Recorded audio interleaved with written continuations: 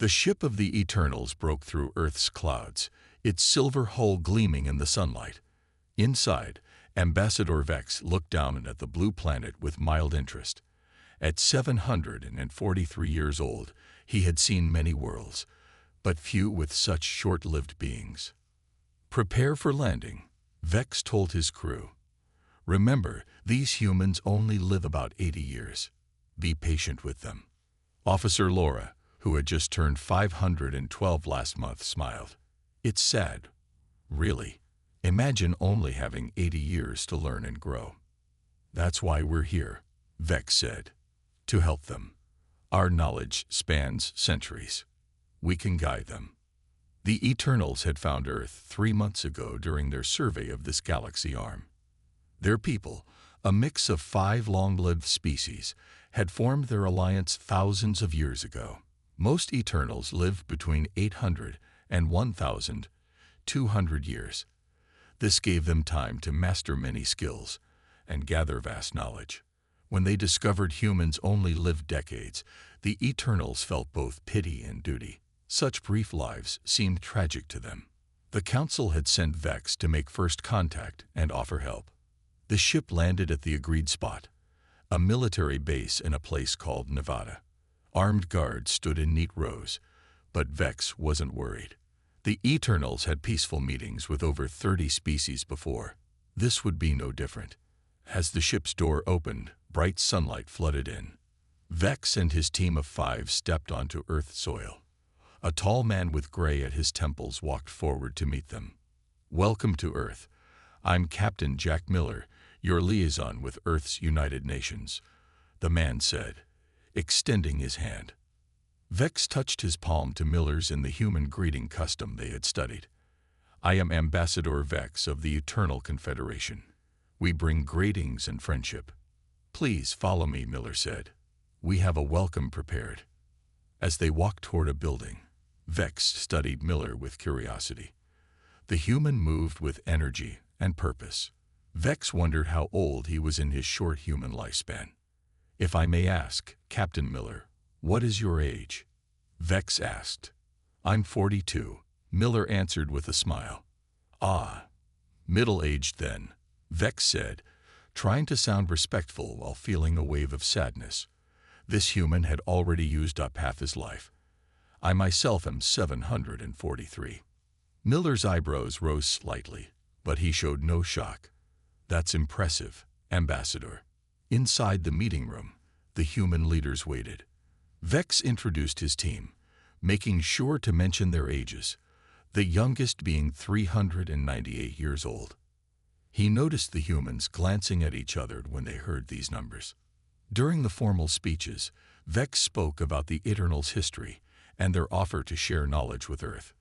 "We understand your brief lifespans limit what any individual can learn," Vex said kindly. "Our people have had centuries to perfect our sciences, arts, and philosophies. We wish to help you overcome your temporal handicap." A few humans shifted in their seats. Miller's face remained calm, but Vex noticed his jaw tighten slightly. Later, at the welcoming dinner, the Eternals couldn't help sharing stories of their long lives. Officer Laura spoke of watching a mountain slowly change shape over 300 years. Dr. Pym described mastering 12 different sciences, each taking about 50 years to truly understand. Across the table, Miller listened quietly. When the Eternals asked about human accomplishments, he spoke of their rapid progress in technology and medicine. "Fascinating what you've managed in such short time frames," Vex said, his tone kind but condescending. "With our help, imagine what you might achieve." Miller smiled. "We're certainly looking forward to learning from you, Ambassador." He raised his glass. "To new friendships, however brief or eternal they may be." Vex didn't notice the spark in Miller's eyes that suggested there was much more to humans than the Eternals had assumed. 3 days after the Eternals arrived, the United Nations held a grand banquet in their honor. The great hall gleamed with lights, and tables filled with Earth's finest foods stretched from wall to wall. Ambassador Vex sat at the main table, sipping a drink that humans called wine. He found it simple but pleasant, Next to him, Captain Miller chatted with Officer Laura about Earth's oceans. "Your seas are quite beautiful," Laura said. "On my homeworld, I spent 120 years just studying ocean life. That's longer than your entire civilization has had modern science, I believe." "That's impressive dedication," Miller replied politely. Dr. Pym leaned forward. "I'd once spent 200 years perfecting a single mathematical formula. The beauty of long life is the depth one can achieve." Around the table, the other Eternals nodded. They had been sharing similar stories all evening, each one highlighting the advantages of their long lives. "What about you, Captain Miller?" Vex asked. "What have you achieved in your 42 years?" Miller took a sip of his wine before answering. "Nothing that compares to centuries of study, of course. I speak 7 languages, served in our military for 15 years, and now work in diplomacy." Vex smiled kindly. "Quite busy for such a short time. That's what I find fascinating about humans. You rush through life, sampling bits of everything without truly mastering anything." The room grew quiet. Several human officials looked uncomfortable. "It's not your fault," Vex continued, seemingly unaware of the tension. "With such brief lives, how could you develop true ambition or depth? Your greatest minds barely scratch the surface of knowledge before they die." Miller set down his glass slowly. His face remained calm, but his eyes narrowed slightly. "Ambassador, would you be open to testing that theory?" Miller asked. "Testing?" Vex tilted his head. "Yes, a series of challenges between your people and mine, to see if longevity truly equals superiority." The Eternals glanced at each other, some looking amused, others curious. "What kind of challenges do you propose?" Vex asked. Miller smiled. "Tests of knowledge, physical ability, problem-solving, adaptability, the full range of intelligence and capability. Fair competitions that don't rely on technology, but on the beings themselves." Vex laughed softly. "Captain Miller, please understand, we don't wish to embarrass you. Our scholars have studied for centuries. Our athletes have perfected their forms over hundreds of years." "Then you have nothing to worry about," Miller said. His voice remained respectful, but there was a new edge to it. "Unless you fear that time isn't the advantage you believe it to be." A murmur ran through the room. The human officials looked at Miller with surprise, while the Eternals seemed both offended and intrigued. Ambassador Vex straightened in his chair. "We have no fear, Captain. The Eternals would be happy to demonstrate the benefits of long life through these challenges." "Excellent." Miller stood up and raised his glass. "To fair competition and new understanding between our peoples." Everyone raised their glasses, but tension filled the air. Later that night, as the Eternals returned to their ship, Officer Laura approached Vex. "Was it wise to accept this challenge?" she asked. "These humans seem unusually confident." Vex waved away her concern. "They are young as a species, full of pride but lacking perspective. This will be a valuable lesson for them, and perhaps a kindness. Once they see the true gap between us, they'll better appreciate our offer to guide them." "And if they surprise us?" Laura asked. Vex smiled. "In my 743 years, Officer Laura, I've learned that short-lived species are predictable. They lack the time for true greatness. These challenges will prove that beyond doubt." As the ship door closed behind them, neither noticed Captain Miller watching from a distance, a determined smile on his face. The challenges began 1 week later in a large dome built specially for the event. Crowds of humans filled the seats, eager to see their representatives face the ancient Eternals. News stations from around the world broadcast the event. Ambassador Vex arrived with his team of 12 Eternals, each chosen for skills they had perfected over centuries. They walked with confidence, nodding politely to the humans they passed. "Remember," Vex told his team, "we are here to teach, not to shame. Show your best, but be kind." Captain Miller waited at the center of the dome with his team of 12 humans.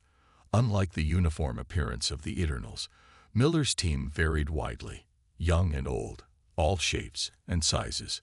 The first challenge tested knowledge. Master Jorax, a 912-year-old eternal scholar, stepped forward. He had studied mathematics for over 600 years. "I will face your best mathematician," Jorax announced. A young woman named Lisa stepped up. She looked barely 30 years old. "This is Dr. Lisa Bell," Miller said. "She's been studying math for—" "How long, Lisa?" "22 years," she answered. The Eternals exchanged looks of pity.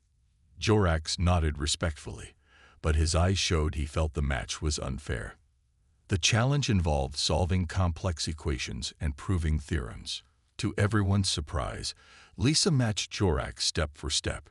Where he worked methodically from centuries of practice, she made creative leaps, finding new paths to the solutions. When the judges called the match a tie, whispers spread through the crowd. Jorax looked stunned. "How is this possible?" he asked Lisa. "I've been studying since before your ancestors were born." Lisa smiled. "Maybe that's the problem. I don't have centuries, so I can't afford to follow old paths. I have to find shortcuts." Next came physical challenges. The Eternals brought forward Tyran, their best athlete who had trained his body for 340 years. He faced Mike, a human marine in his prime. They raced, climbed, and tested strength. Again, the results shocked the Eternals. While Tyran moved with perfect form developed over centuries, Mike pushed harder, took risks, and matched him in almost every test. "Your form is flawed," Tyran told Mike after they finished. "With centuries of practice, you could perfect it." Mike laughed. "But I don't have centuries. I have today. So I give everything now." Challenge after challenge followed. In art, in music, in strategy games, the Eternals expected easy victories, but found humans keeping pace or occasionally winning. By the end of the day, Ambassador Vex looked troubled. He pulled Captain Miller aside. "What trick is this?" Vex demanded. "How can your people match skills we've spent centuries perfecting?" Miller studied the ambassador's face. "It's no trick, Ambassador. It's focus. Your people have all the time in the world, so you spread your effort across centuries. Humans don't have that luxury. When we commit to something, we pour everything into it. But the depth can be reached different ways," Miller finished. "You climb down slowly over centuries. We dive deep in decades." As they walked back to their teams, Officer Laura approached Vex. "This makes no sense," she whispered. "Their lives are too short for such mastery." Vex watched the humans celebrating their day's performance. For the first time, doubt crossed his face. "There's more to these humans than we understood," he admitted. "They've adapted to their short lives in ways we never considered." Across the dome, Captain Miller gathered his team. "Good work today," he told them. "But tomorrow will be harder. The Eternals are starting to take us seriously now." No one noticed Miller touch a small device on his wrist, checking its reading before covering it with his sleeve. The second day of challenges began with a test of adaptability. The judges placed both teams in simulation rooms where they faced unexpected problems. The Eternals approached each problem carefully, drawing on their vast experience. The humans moved faster, tried multiple solutions, and weren't afraid to fail. By midday, the scores remained surprisingly even. During the lunch break, Ambassador Vex noticed Captain Miller taking a small pill with water. "Are you unwell, Captain?" Vex asked, concerned. Miller smiled. "Just my daily supplement. Nothing to worry about." Vex nodded, but his eyes lingered on the pill case Miller tucked away. After lunch came the Innovation Challenge. Each team received identical resources and 3 hours to create something new.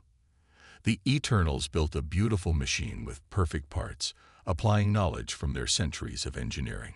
The humans built something messier, but completely original.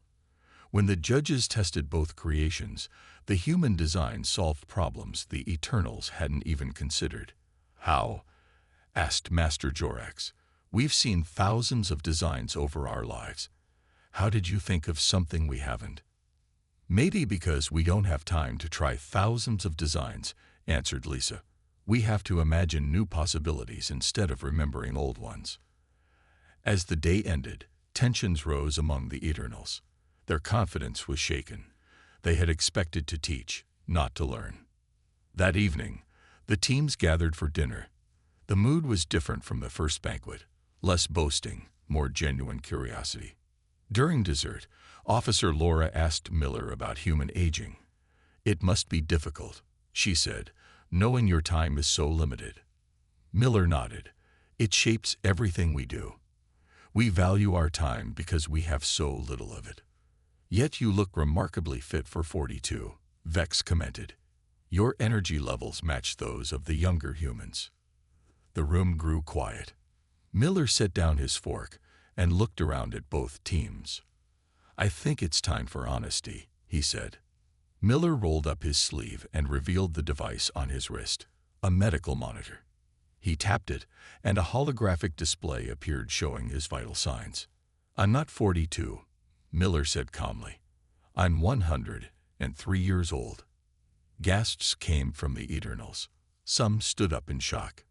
"That's impossible," Vex said. "Human lifespans were about 80 years, Miller finished, "until recently." Miller explained that humans had developed longevity treatments 20 years ago. The technology extended human lifespans and kept them youthful longer. "How?" asked Dr. Pym. "Our scientists estimate it would take centuries to develop such technology." Miller smiled. "That's exactly why we succeeded. We don't have centuries, so we work faster. Our awareness of death drives our innovation." Vex looked stunned. "You achieved in decades what took our species millions of years of evolution." "Yes," Miller said. "And that's the point I wanted to make with these challenges. Your people evolved natural longevity over eons. We engineered it in a single generation because we had to." The humans at the table nodded. One of them, Dr. Ben Wilson, spoke up. "I led the longevity project," he said. "We knew death was coming, so we raced against it. Necessity drove us to solutions your people never needed to find." Vex sat back in his chair, his face showing a mix of disbelief and new respect. "You're still children compared to us," he said quietly, "but you grow faster than any species we've encountered." Miller nodded. "Our short lives aren't a weakness, Ambassador. They're the source of our strength. We value every moment because each one counts." As the dinner ended, the Eternals spoke quietly among themselves. Something had changed. They no longer looked at humans with pity, but with newfound curiosity, and perhaps a touch of unease. The morning after Miller's revelation, both teams gathered at the space station orbiting Earth. This floating laboratory served as neutral ground for the final challenges. Ambassador Vex studied Miller with new eyes. The humans' age changed everything. Humans were no longer just clever but doomed creatures. They were potential rivals who might someday match the Eternals' lifespans while keeping their fierce drive. "Today's challenges will test decision-making under pressure," announced the head judge. Before they could begin, a loud alarm blared through the station. Red lights flashed in every corridor. "Warning! Containment failure in Section 7. Critical systems failing. Station integrity at risk. Evacuate immediately." Panic spread through the observation deck. The station's commander rushed to a control panel, his face pale. "The experimental fusion reactor is overheating," he explained. "Its containment field is collapsing. We have 30 minutes before catastrophic failure." "Can we evacuate?" asked Miller. The commander shook his head. "Not everyone. We only have 2 emergency shuttles operational. The rest are undergoing maintenance." The Eternals gathered in a tight circle, speaking rapidly in their language. Their faces showed confusion and fear. This situation had no precedent in their long experience. "We need to access the reactor core," said Ambassador Vex finally. "But we must analyze all possible solutions before acting. With our combined centuries of knowledge, "We don't have time for a committee," Miller interrupted. He turned to his team. "Lisa, you understand the reactor physics. Ben, you know the station's medical systems. Mike, you've worked in space construction." Miller quickly organized his team, assigning each person a specific task based on their skills. The humans moved immediately, gathering tools and information. "Wait," Vex called. "This is too dangerous. We should evacuate the essential personnel and accept the loss of the station." Miller looked back at him. "And let everyone else die." "No, we can fix this." The humans raced through the station while the Eternals debated the best approach. Miller's team reached the damaged section and found toxic gas leaking from ruptured pipes. "The containment chamber is behind that wall," Lisa said, checking the station schematics. "But we can't get through with this gas." Miller didn't hesitate. "Reroute the ventilation system. Create positive pressure in the corridor." "That will push all the gas into Section 8, warned Mike. "Section 8 is empty. We evacuated it first," Miller replied. "Do it." While the Eternals carefully analyzed the problem from the safety of the command center, the humans took calculated risks. They rerouted power, sealed leaking sections, and improvised tools from available materials. 20 minutes later, Miller's team reached the reactor core. The heat was unbearable, but they worked quickly, bypassing damaged systems and creating a secondary containment field. With just 2 minutes remaining, Lisa made the final adjustment. The warning alarms fell silent. The red lights stopped flashing. "Containment restored," announced the station computer. "Danger level reduced to minimal." When Miller's team returned to the command center, everyone cheered. Even the Eternals looked impressed. Ambassador Vex approached Miller, his expression troubled. "You risked everything," Vex said. "One mistake, and you all would have died." Miller wiped sweat from his face. "Sometimes you have to risk everything to save everything." "We would have found a solution eventually," Vex insisted. "Eventually wasn't good enough," Miller replied. "That's something humans understand that you don't. Sometimes you don't have centuries to make the perfect decision. Sometimes you have minutes to make a good enough decision." As medical teams treated the humans for minor injuries, the Eternals watched in silence. For the first time in their long lives, they wondered if immortality had cost them something precious. The courage that comes from embracing life's urgency. 2 days after the space station crisis, Ambassador Vex requested a private meeting with Captain Miller. They met in a quiet garden on the grounds of the United Nations building. The evening sun cast long shadows across the grass as they walked side by side. "Your people have impressed me, Captain," Vex said after a long silence. "That is not something I say lightly after 743 years of life." Miller nodded. "Thank you, Ambassador. I've been thinking about why we didn't act during the crisis," Vex continued. "Do you know what I realized? We were afraid." "Afraid of what?" Miller asked. "Of making mistakes." Vex stopped walking and turned to face Miller. "When you live for centuries, mistakes follow you. A wrong decision can bring centuries of regret. So we became careful. Too careful." Miller listened quietly, letting the ambassador speak. "Last night, I reviewed our history," Vex said. "The Eternals haven't made a major technological breakthrough in over 300 years. We haven't changed our governing systems in 500 years. He looked troubled. "We've been standing still while telling ourselves we were being wise." They sat on a bench overlooking a small pond. Birds sang in the trees above them. "Do you know why I became our ambassador?" Vex asked. Miller shook his head. "Because no one else wanted the job. My people have grown comfortable. Safe. They fear the unknown." Vex sighed. "I volunteered because after 7 centuries, I was simply bored." Miller smiled. "That's something humans understand well. Boredom can be a powerful motivator. Your people have transformed your world multiple times in just a few hundred years," Vex said. "From horse carts to space travel, from short lives to extended ones. You never stop changing. We can't afford to, Miller replied. Even with our new treatments, we don't have endless time. Vex nodded slowly. Perhaps that's your greatest strength. You feel the pressure of time passing. It pushes you forward. A cool breeze rustled the leaves overhead. For a moment, both men sat in comfortable silence. I must admit something to you, Captain, Vex said finally. When we discovered Earth, we didn't just come to help you. We came to study you.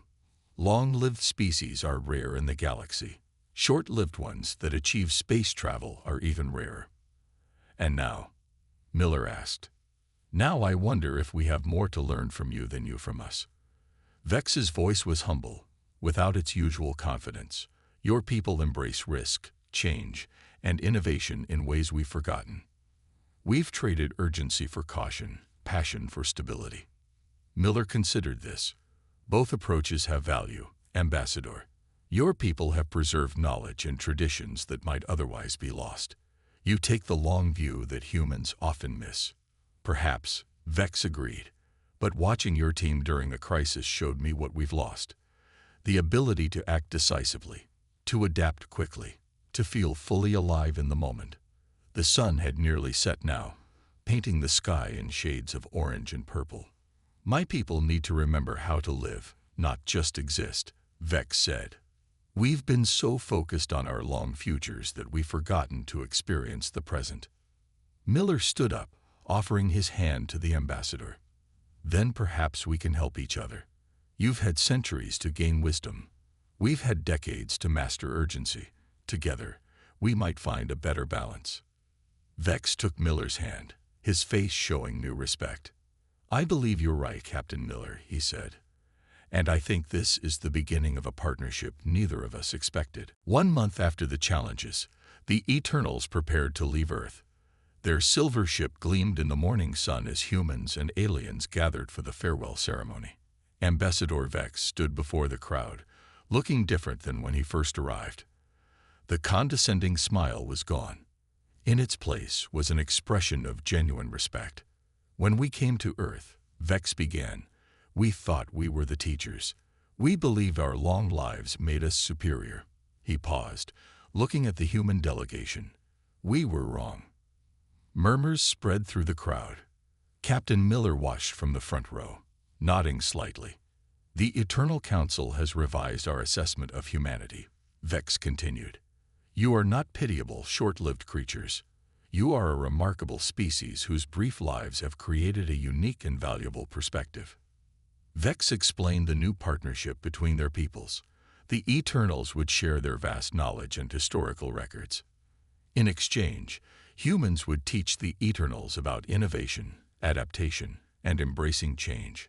We propose an exchange program, said Vex.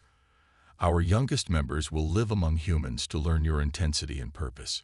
We offer you our wisdom gathered over centuries. After the speech, Miller approached Vex away from the crowd. That was quite different from your first speech, Miller said with a smile. I've had quite a different education than I expected, Vex replied. In just 1 month on Earth, I've learned more than in the last century of my life. Officer Laura joined them, carrying the small plant in a pot. A gift from our science team, she told Miller. This plant lives for over 500 years on our world. We thought it fitting. Miller accepted it with a nod.